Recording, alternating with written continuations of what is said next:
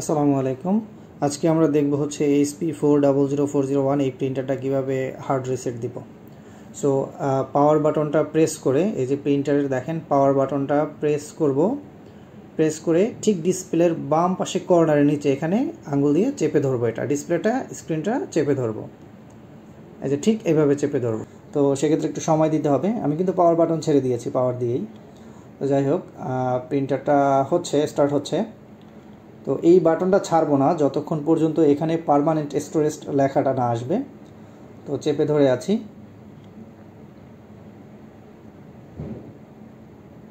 ওকে, এই যে permanent storage লেখাটা চলে আসলো। আমি এখন ছেড়ে দিলাম, ও রিসেট হচ্ছে।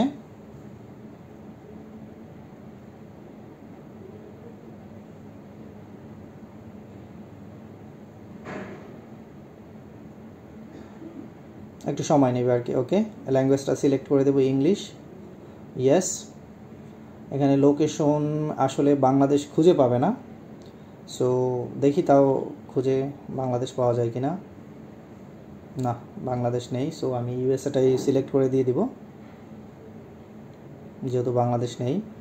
ইউএসএ। ইয়েস। ওকে, আমার কিন্তু প্রবলেম সলভ হয়ে গেছে। আমার ওই ইররটা আর নেই। এবার আমি নেটওয়ার্ক সেটিংটা করব। যেহেতু আমার এটা নেটওয়ার্ক প্রিন্টার, আমি মেনুতে গিয়ে সেটিংসে গিয়ে নেটওয়ার্ক সেটআপে যাব। নেটওয়ার্ক সেটআপে আইপিভি কনফিগ মেথডে যাব, কারণ আমার ম্যানুয়াল আইপি বসাবো আমি, স্ট্যাটিক আইপি। এখানে আইপিটা বসিয়ে দিব।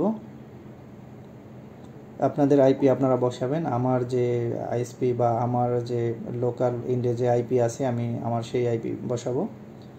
192.168.237, এটা আমার লোকাল ইন্ডিয়ার আইপি।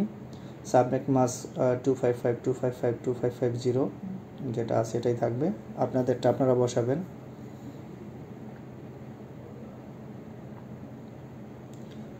এটা বসিয়ে ওকে করে দিব। এবার গেটওয়েটা বসাবো 192.168.108.001। ওকে করে দিব। ইয়েস, আমার টিসিপি আইপি কনফিগার হয়ে গেল, মানে আমার নেটওয়ার্ক কনফিগার হয়ে গেল। এবার আমি একটা প্রিন্ট দিয়ে দেখব।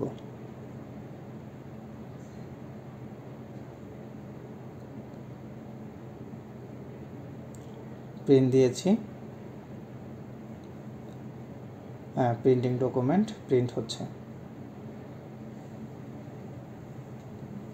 এই যে, থ্যাংক ইউ গাইস।